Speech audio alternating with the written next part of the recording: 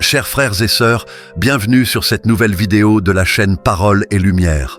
Aujourd'hui, nous allons plonger ensemble dans un mystère biblique qui a intrigué de nombreuses générations de croyants. Qui était l'épouse de Caïn et quelles sont les filles oubliées d'Adam et Ève? Avant de commencer, nous savons tous que la Bible n'a pas pour vocation de répondre à toutes les questions historiques ou généalogiques dans le moindre détail. Son but est avant tout spirituel et théologique. Cependant, en étudiant attentivement les Écritures et en comparant les différents récits, nous pouvons dégager des pistes intéressantes qui nous aident à mieux comprendre certaines énigmes de l'histoire biblique. L'une de ces énigmes concerne la famille d'Adam et Ève, et en particulier la descendance de leur premier fils. Commençons par rappeler le récit biblique que nous trouvons dans le livre de la Genèse. Dieu créa Adam à partir de la poussière de la terre et insuffla en lui le souffle de vie, Genèse 2:7. Ensuite, Ève fut formée à partir d'une côte d'Adam, Genèse 2:21 à 22. Ensemble, ils furent les premiers humains sur terre et la Bible les présente comme les ancêtres de toute l'humanité. Cependant, après la chute dans le péché, Adam et Ève furent chassés du jardin d'Éden, Genèse 3:23 à 24. C'est à partir de ce moment qu'ils commencèrent à avoir des enfants, dont les deux premiers, Caïn et Abel, sont les plus connus. Nous savons que Caïn est devenu agriculteur, tandis qu'Abel, son frère, était berger, Genèse 4:2. Tous deux offrirent des sacrifices à Dieu, mais Dieu accepta l'offrande d'Abel, rejetant celle de Caïn. La Bible n'explique pas en détail pourquoi l'offrande de Caïn fut refusée, mais nous pouvons comprendre que cela avait un lien avec l'attitude de son cœur. L'acceptation de l'offrande d'Abel et le rejet de celle de Caïn engendrèrent une jalousie meurtrière chez Caïn qui le poussa à tuer son propre frère, Genèse 4:8. Ce meurtre marque un moment tragique dans l'histoire humaine, introduisant la violence et la souffrance dans un monde déjà marqué par le péché. Après avoir tué Abel, Caïn fut confronté par Dieu. Dieu maudit Caïn, le condamnant à devenir un errant sur la terre. Caïn exprima alors sa crainte d'être tué par d'autres personnes, Genèse 4:14, ce qui soulève une question fondamentale. D'où venaient ces autres personnes si Adam et Ève étaient les premiers et seuls êtres humains créés par Dieu? La Bible ne nous donne pas une réponse directe à cette question. Cependant, en lisant entre les lignes et en étudiant attentivement les textes, nous pouvons dégager plusieurs hypothèses théologiques.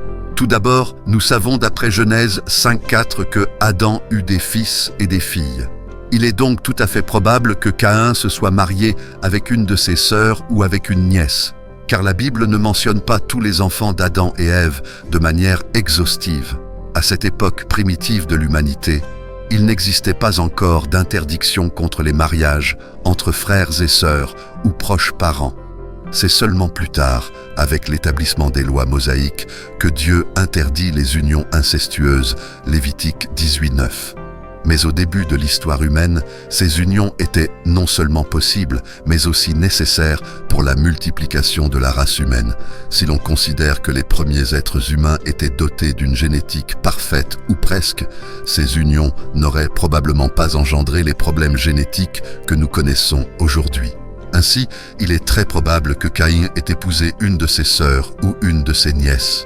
La Genèse 4:17 nous dit que Caïn connut sa femme et elle conçut et enfanta Enoch. Cela nous montre que Caïn a trouvé une épouse et qu'ils ont eu des enfants, contribuant ainsi à la formation des premières communautés humaines. Caïn est aussi mentionné comme le bâtisseur d'une ville qu'il nomma d'après son fils Enoch.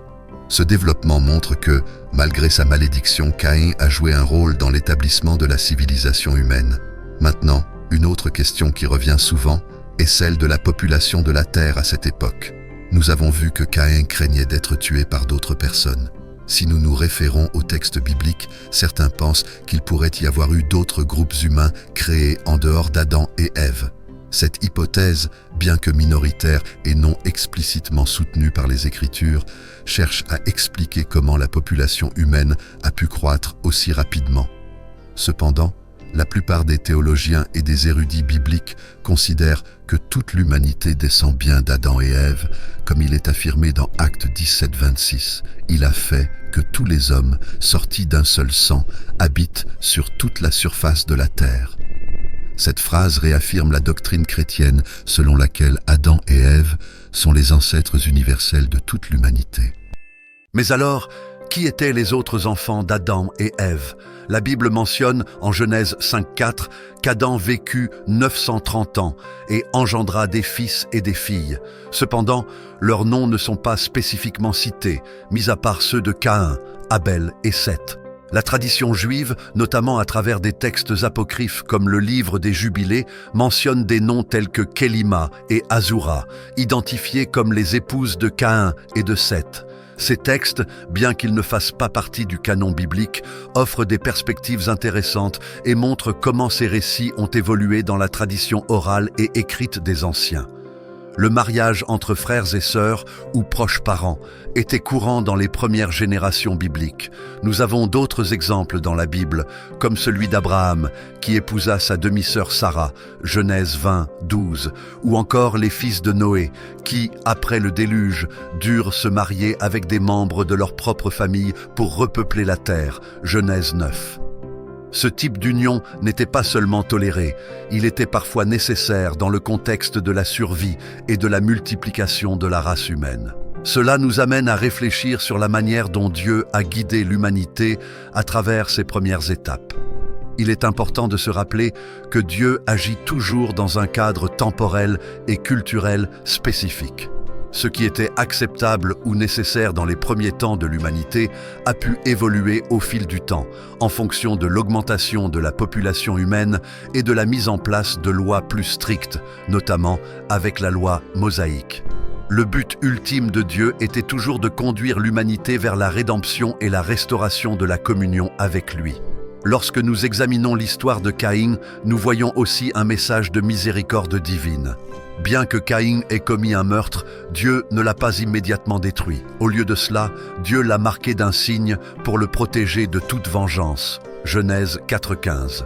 Ce signe, bien que mystérieux dans sa nature, représente une protection divine. Cela montre que Dieu, même dans son jugement, accorde encore sa miséricorde. Dieu n'abandonne jamais complètement ses créatures, même lorsqu'elles s'égarent. Caïn devait porter les conséquences de son péché, mais il ne fut pas livré à une mort immédiate. L'histoire de Caïn et de son épouse, ainsi que celle des filles oubliées d'Adam et Ève, nous rappelle également que les plans de Dieu sont souvent plus vastes et plus complexes que ce que nous pouvons comprendre. La Bible n'a pas pour vocation de tout révéler dans les moindres détails, mais elle nous donne assez pour comprendre l'essentiel, l'amour de Dieu, sa justice et sa miséricorde. Il est également intéressant de noter que, malgré la gravité de son acte, Caïn a été le père d'une lignée qui a eu une influence importante dans le développement des premières civilisations humaines. Son fils, Enoch, est mentionné comme étant à l'origine de la première ville, Genèse 4.17. Cela montre que, même après avoir été maudit, Caïn a contribué à l'émergence de la civilisation humaine, un témoignage que Dieu continue à œuvrer dans l'histoire, malgré nos péchés. En conclusion, l'épouse de Caïn et les autres enfants d'Adam et Ève, bien que peu mentionnés, jouent un rôle essentiel dans la formation de l'humanité. Cette histoire nous invite à réfléchir sur les premières étapes de l'humanité, sur la miséricorde de Dieu envers les pécheurs et sur la manière dont les plans divins se déploient souvent d'une manière qui dépasse notre compréhension. Bien, continuons notre réflexion en explorant davantage le thème de la miséricorde divine et la manière dont Dieu guide l'humanité à travers ses choix et ses épreuves, même lorsqu'elle semble s'éloigner de lui. L'histoire de Caïn, que nous venons de voir, est un exemple frappant de cette interaction divine avec l'homme déchu. Pourtant, ce n'est pas le seul récit qui montre comment, dès le début de l'histoire humaine, Dieu poursuit son œuvre de rédemption, malgré les erreurs de ses créatures. Poursuivons avec un autre fils d'Adam et Ève, Seth. Seth est souvent perçu comme le contrepoids spirituel de Caïn dans la Bible. Après la tragédie de la mort d'Abel et l'exil de Caïn, Dieu donna un autre fils à Adam et Ève, qu'ils nommèrent Seth, Genèse 4.25. Le nom de Seth signifie don ou compensation, car Ève dit « Dieu m'a donné un autre fils à la place d'Abel que Caïn a tué ». En Seth, nous voyons une nouvelle espérance, un renouveau, un chemin différent que Dieu trace pour l'humanité. Contrairement à Caïn, la lignée de Seth est souvent associée à la piété et à la fidélité envers Dieu. En effet, il est dit que c'est alors que l'on commença à invoquer le nom du Seigneur, Genèse 4:26, ce qui indique que les descendants de Seth avaient une relation spéciale avec Dieu, marquée par la prière et l'adoration. L'apparition de Seth marque un tournant dans l'histoire spirituelle de l'humanité. Alors que la lignée de Caïn est associée à la violence, à la rébellion et à la construction de cités humaines, la lignée de Seth est associée à la relation avec Dieu, à la spiritualité et à l'invocation du nom divin. Cette dualité entre les descendants de Caïn et ceux de Seth nous rappelle une vérité spirituelle que nous voyons tout au long de la Bible. Il y a toujours deux chemins devant l'humanité. Le chemin de la rébellion contre Dieu, symbolisé par Caïn, et le chemin de la soumission et de l'adoration, symbolisé par Seth. Ces deux chemins ne sont pas seulement une réalité historique, mais aussi une réalité spirituelle pour chaque génération et pour chaque individu. À chaque instant, nous sommes appelés à choisir entre marcher dans les voies de Dieu ou suivre notre propre voie, qui trop souvent conduit à la destruction. Dans cette perspective, Seth et ses descendants représentent la continuité du plan de Dieu pour l'humanité. Parmi eux, nous trouvons des figures clés comme Enoch, l'un des rares hommes de l'Ancien Testament à avoir été enlevé par Dieu sans connaître la mort, Genèse 5:24. Il est dit qu'Enoch marcha avec Dieu, une expression qui évoque une relation intime et constante avec le Seigneur. Cet épisode montre que, malgré la chute et le péché présent dans le monde, il est toujours possible de marcher avec Dieu et de vivre selon sa volonté. Enoch est un exemple d'une vie transformée par une relation profonde avec le Créateur. D'ailleurs, ce thème du « marcher avec Dieu » est un fil conducteur dans toute la Bible. Il reflète l'appel constant de Dieu à l'humanité, de revenir à lui, de vivre en communion avec lui. Ce n'est pas un appel à la perfection immédiate, car nous savons tous que la nature humaine est déchue et sujette à l'erreur, mais c'est un appel à la transformation, à une marche progressive vers la sainteté. Comme le dit l'apôtre Paul dans l'Épître aux Philippiens, « Je cours vers le but pour remporter le prix de la vocation céleste de Dieu en Jésus-Christ. » Philippiens 3:14. Marcher avec Dieu signifie être en mouvement constant vers lui, malgré les obstacles et les défis de la vie. En examinant la lignée de Seth et de ses descendants, nous voyons également que c'est de cette lignée que proviendra Noé, un autre personnage clé de la Bible. Noé, dont le nom signifie « repos » ou « consolation », est choisi par Dieu pour être le sauveur de l'humanité lors du grand déluge, Genèse 6-9. C'est à travers Noé que Dieu va recommencer l'histoire humaine après la destruction provoquée par le péché rampant dans le monde. La construction de l'arche et le salut de sa famille sont des signes prophétiques de l'œuvre rédemptrice de Dieu, qui trouve son aboutissement ultime en Jésus-Christ. En Jésus, descendant direct de la lignée de Seth, nous voyons l'accomplissement du plan divin pour sauver l'humanité. Jésus est présenté dans le Nouveau Testament comme le dernier Adam, 1 Corinthiens 15:45, celui qui vient réparer ce que le premier Adam a brisé. Enfin, nous devons toujours nous rappeler que peu importe notre passé ou nos erreurs, Dieu est un Dieu de miséricorde.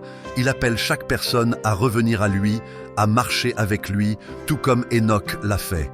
Cette marche avec Dieu, bien qu'elle soit parfois difficile, est le seul chemin qui mène à la véritable vie et à la paix. Comme Jésus l'a dit, « Je suis le chemin, la vérité et la vie.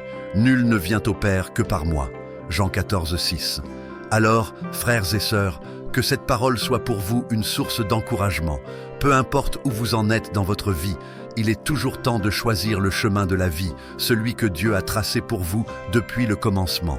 Soyez bénis, continuez à chercher la lumière de la parole et que la paix de Dieu soit toujours avec vous.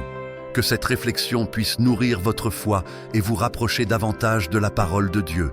Que Dieu vous bénisse et à bientôt pour une nouvelle vidéo sur Parole et Lumière. Merci d'avoir suivi cette vidéo. Si elle vous a édifié, n'hésitez pas à partager cette parole avec d'autres et n'oubliez pas de vous abonner à la chaîne Parole et Lumière pour ne rien manquer de nos prochains enseignements bibliques. Que Dieu vous bénisse abondamment.